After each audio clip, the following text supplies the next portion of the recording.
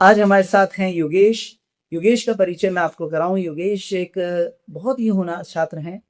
Last year 12th के साथ भी इन्होंने नीट में स्कोर अच्छा किया था, पर वो सफिशिएंट नहीं था कि इनको एक गवर्नमेंट मेडिकल कॉलेज मिल जाए। इन्होंने पर हिम्मत नहीं हारी, इस बार वापस से तैयारी की। लास्ट ईयर जब इन्होंने एग्जाम दिया था तभी किसी और संस्थान से अपनी तैयारी कर रहे थे। उसके बाद इस साल रिपीटर्स बैच में इन्होंने सिद्धम एकेडमी से तैयारी की और इस साल बहुत ही शानदार प्रदर्शन किया है और 596 मार्क्स ये लेके आए हैं इस बार नीट 2026 में। तो सबसे पहले तो बहुत बहुत बधाई योगेश आपको। Thank you sir. योगेश, पहली चीज ये बताओ, 11th-12th में आपने तैयारी कहीं और की, स्कोर बहुत खराब भी आपका नहीं था, तो मुझे पहले ये बताइए कि यहाँ सिद्धम को ज्वाइन करने का आपने को किसने सलाह दी, किसके कहने से आपने सिद्धम अकेडमी ज्वाइन सर मैंने जैसे नीट होने के बाद मेरे मार्क्स 504 थे, अच्छे खासे थे, लेकिन मेरे बायो में कम रह गए थे नंबर। तो मैंने डिफरेंट कोचिंग में जाके ट्रायल लिए थे, डेमो लिए थे, तो फिर मैं सिद्धम में आया था। जब वीटी सर की क्लास ली थी मेरे को अच्छी भी लगी थी और बायो समझ में भी आ रही थी मेरे को। फिर मैंने सिद्धम इसलिए ज्वाइन कर ली थी क्योंकि मेरे बायो ही वीक थी मेजर। तो ओके, तो बायो की समस्या का हल आपको सिद्धम में मिला। अच्छा, मुझे एक छोटा सा कंपैरिजन करके बताएंगे कि पहले आप जहाँ भी पढ़ रहे थे वहाँ के और सिद्धम के एनवायरनमेंट, सिद्धम के टीचिंग तरीके या टीचर्स के इंटरेक्शन में आपने क्या अंतर पाया, क्या पॉजिटिव चेंजेस रहे कि इस बार आप 596 मार्क्स स्कोर कर पाए?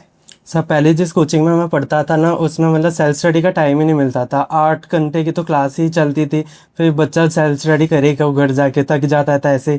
तो फिर मैं इधर आया था, जो डेमो क्लास ले रहा था ना तब मैं, तो मेरे को इधर का टाइम टेबल का भी पता चला, तो इसमें सेल्फ स्टडी का टाइम था बहुत अच्छा खासा। और जो यहाँ पे डाउट होते थे ना, वो 1 to 1 अच्छे से हो जाते थे। और जैसे टेस्ट होता था ना हमारी इधर सिद्धम अकेडमी में, तो टेस्ट के बाद कोचिंग में रुक के हम पेपर चेक कर लेते थे और उसी टाइम पे डाउट पूछ लेते थे, तो अच्छे से डाउट क्लियर हो जाते थे हमारे बिना कुछ दिक्कत के। देखिए, ये सिद्धम पे हम पूरा ख्याल रखते हैं कि टाइम टेबल इस तरह से हो कि बच्चे को सेल्फ स्टडी का टाइम मिल पाए।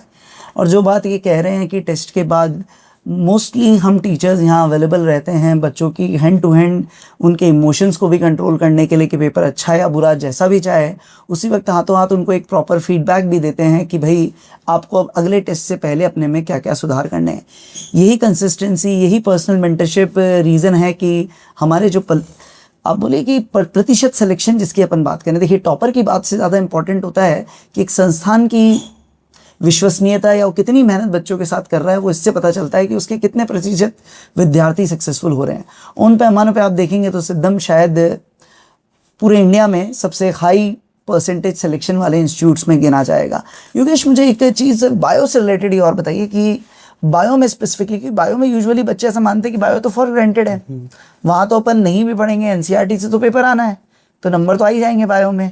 तो फिर बायो को लेके आप इतने स्केप्टिकल थे और यहाँ आपको बायो से रिलेटेड क्या बेनिफिट्स मिले उसके लिए समझाइए, और लोगों को भी ये समझाएं कि लोग समझते हैं कि बायो में मार्क्स तो आने ही है। सर दिक्कत क्या हो गई थी, मैं 11th-12th में था ना, जिस कोचिंग में वहाँ पे नोट्स बनवाते थे एक तो, और वो नोट्स इतने आउट ऑफ एनसीईआरटी बहुत सारा ही पढ़ देते थे, जितना आता भी नहीं था, कुछ मतलब का ही नहीं था। तो एक तो वो टाइम खा जाता था मेरा, और एनसीईआरटी पढ़ने की मेरी आदत भी नहीं हुई थी उस टाइम पे इतनी। तो इसलिए फिर वो, क्योंकि नीट में तो एनसीईआरटी बेस्ड ही बनता है पेपर तो पूरा बायो का, तो इसलिए फिर मेरी बायो वीक ही रह गई थी पूरी। अच्छा योगेश, इस बार जो पेपर था फिजिक्स और केमिस्ट्री में अच्छा खासा चैलेंजिंग था, और यहाँ भी मुझे याद है जितने भी पेपर्स होते थे, स्पेशली मुझे याद है जितने भी टफ पेपर्स हम लेते थे, फिजिक्स में आपका स्कोर हमेशा ठीक रहता था।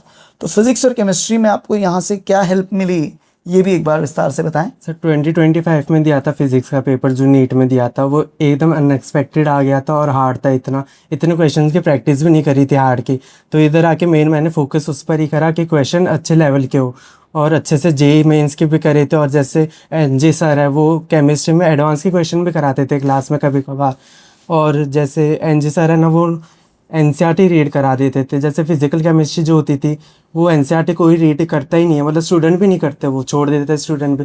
तो एनजी सर वो क्लास में ही रीड करा देते थे, तो बहुत मदद मिलती थी उससे भी। तो देखिए, एनसीईआरटी फोकस नीट और जेईई दोनों एग्जाम्स में बहुत इंपॉर्टेंट है, स्पेशली नीट में। तो यहाँ हम तीनों सब्जेक्ट्स में ही एनसीईआरटी को हमेशा सेंटर पे रख के ही तैयारी करवाते हैं।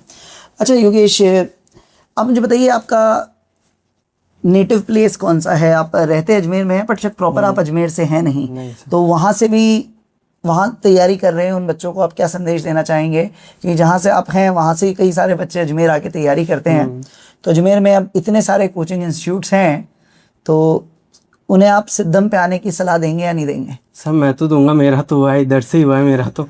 और जैसे मैं परबसर के साइड में गांव है, उधर का रहने वाला हूँ, उधर के बहुत सारे लोग जाते भी है कोचिंग, लेकिन वो मैक्सिमम सीखकर चले जाते हैं, फिर उधर से 1 साल बाद परेशान होकर आ जाता है। इसलिए मैं तो उन्हें यही कहना चाहूँगा कि अजमेर आओ, और पास में ही है, क्योंकि गाँव तो कभी कभार जा भी सकते हो गाँव, और तैयारी इधर ही अच्छी होगी अजमेर में। और अजमेर में भी सिद्धम अकेडमी एकदम घर जैसा माहौल लगेगा आपको, कुछ अलग सा लगेगा भी नहीं पूरा, इसलिए।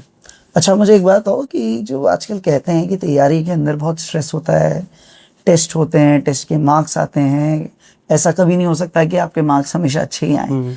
तो आपके साथ भी हुआ होगा कभी कभी टेस्ट में जब अपना रैंक थोड़ा पीछे आता था, तब अपना थॉट प्रोसेस क्या रहता था? कि अपन टीचर्स से उसे डिस्कस करते थे या खुद ही वो सारी जंग अकेले लड़ रहे थे? नहीं, जैसे मैंने बोला कि पेपर सॉल्व करने के बाद मैं इधर ही पेपर चेक कर लेता था, तो उससे क्या होता था, टीचर को भी मेरी गलती पता चल जाती थी, और मैं उसी टाइम पे डाउट पूछ लेता था, और टीचर भी फिर हेल्प करते थे कि पेपर हार्ड था तो फिर उस हिसाब से इमोशनल सपोर्ट देते थे सर भी।